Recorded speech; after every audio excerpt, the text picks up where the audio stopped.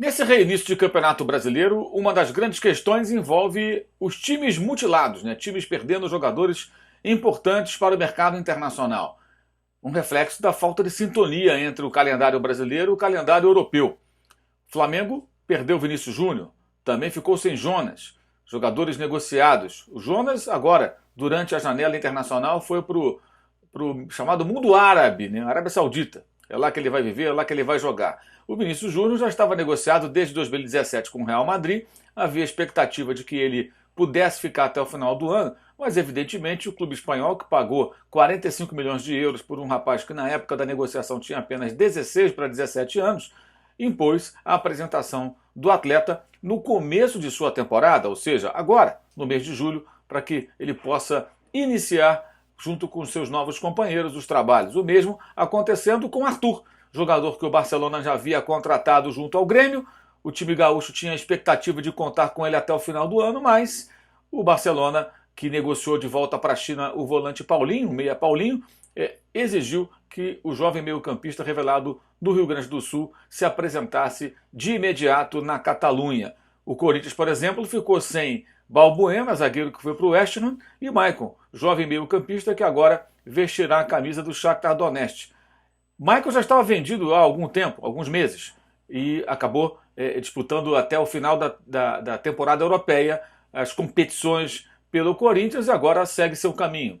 O Balbuena foi, enfim, negociado, um jogador que já estava para sair há algum tempo. Mas repare, se a temporada estivesse começando agora no Brasil, como vai começar na Europa e em outras partes do planeta, inclusive na América do Sul, né, na Argentina, por exemplo, os times estariam, nesse momento, se preparando para montar as suas equipes, os seus elencos e aí disputar os campeonatos. O estadual começaria agora entre julho e agosto, e seria o momento adequado para a adaptação de jogadores estrangeiros que eventualmente chegassem ao país, para a readaptação de brasileiros repatriados, enfim, para você começar com todo mundo junto direitinho, como acontece lá fora.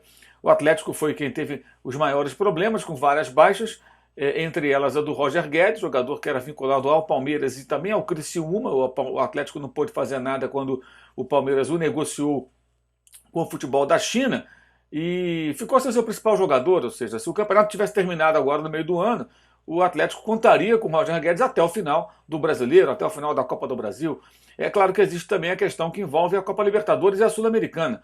Mas será que a Conmebol insistiria em manter as suas competições terminando entre novembro e dezembro, se o Brasil, assim como outros países da América do Sul, aderisse ao calendário sintonizado com a Europa, ou seja, do meio do ano até a metade do outro ano, começando em julho e agosto, terminando em maio? Eu acho que a Conmebol teria aí motivos de sobra para sintonizar também o seu calendário. É evidente que existem outras questões. Acho que essa discussão já passou daquela de eu gosto ou não gosto. Pouco importa se você, se eu, se os jogadores, se os demais gostam ou não. É uma questão de uma necessidade que vai se impondo ao futebol brasileiro por conta dos prejuízos que causa as competições que aqui acontecem.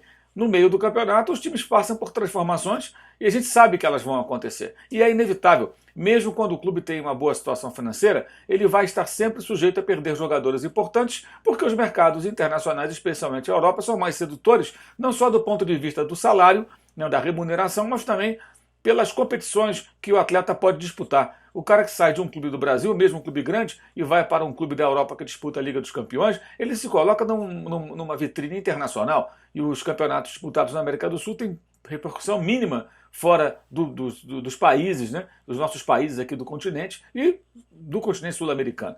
Então, não é só o dinheiro que pesa. Muita coisa pesa na balança numa hora dessas. É importante essa reflexão, é importante que as pessoas pensem mais sobre isso. Claro que vai ter sempre alguém que vai argumentar que no verão é difícil jogar. Vale lembrar que os jogos acontecem aqui até o começo de dezembro. Tivemos jogos até metade de dezembro com as competições internacionais das últimas temporadas. O próprio jogo que encerrou a temporada aqui no Brasil em 2017 foi já na metade do mês de dezembro, quando o Flamengo e o Independiente jogaram pela Copa Sul-Americana. Você vai ter que adaptar. Botar os jogos mais no final da tarde, jogos noturnos, tentando fugir do calor, fazer aquela paradinha de Natal no Novo, como acontece na Europa, com exceção da Inglaterra, que por uma cultura dos ingleses tem jogo direto no dia 24, dia 26 de dezembro, dia 1º, dia 31 de dezembro, enfim. Isso já é a tradição dos ingleses, mas é claro que a gente não precisa copiar isso, ninguém está sugerindo isso. para entre o Natal e o Ano Novo, já prevê isso no calendário.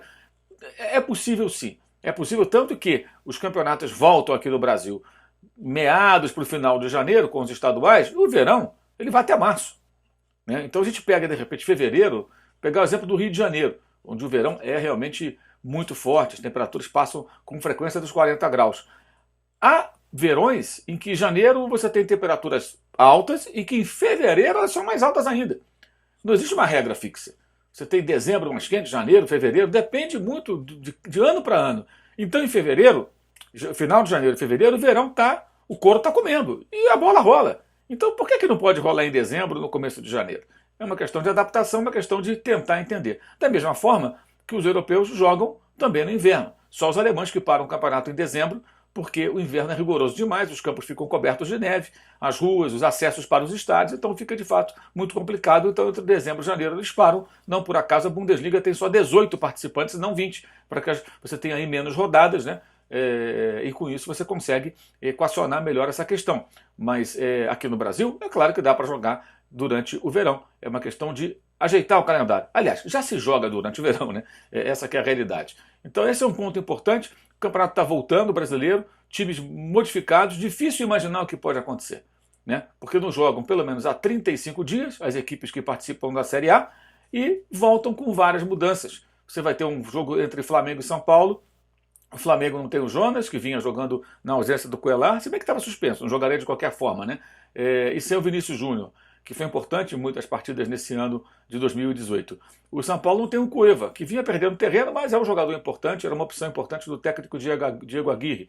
Grêmio e Atlético se enfrentarão no Rio Grande do Sul, o Grêmio sem o Arthur, o Atlético sem o Roger Guedes, entre outros jogadores do Galo que foram embora, né? Otero, o Casares está de saída e tudo mais.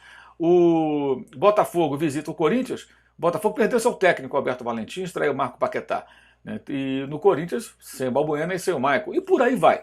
São vários exemplos que nós poderíamos citar aqui. É verdade que o Palmeiras conseguiu segurar o Dudu, mas foi difícil. Criou um mal-estar. Até nisso, a mudança de calendário poderia ser benéfica. Se estivéssemos ao final da temporada, o Palmeiras poderia exigir um pouco mais de dinheiro dos chineses, negociaria o Dudu, ele iria viver a vida dele lá na China, ganhar o dinheirinho dele numa boa e tal. Os chineses ficariam felizes também e o Palmeiras teria tempo para buscar um novo jogador para a posição, inclusive com o dinheiro em caixa. Essa é uma reflexão que a gente tem que fazer, pensar muito sobre isso. O que é que vale mais a pena? Ficar preso às tradições do nosso futebol, com um calendário que vai ali do começo até o final do ano, ou sintonizar com a Europa para impedir, para reduzir, melhor dizendo, os problemas causados aí pelo mercado de negociações internacionais. Lembrando que em janeiro também tem a janela, temos a janela internacional, mas é uma janela de ajustes. Os clubes lá de fora, eles vão às compras agora, no meio do ano, né, na virada do semestre. Na virada do ano, é só para contratar um ou outro jogador para ajeitar ali o elenco, alguém que está faltando, jogador que se machucou, alguma posição mais carente. É uma reflexão necessária.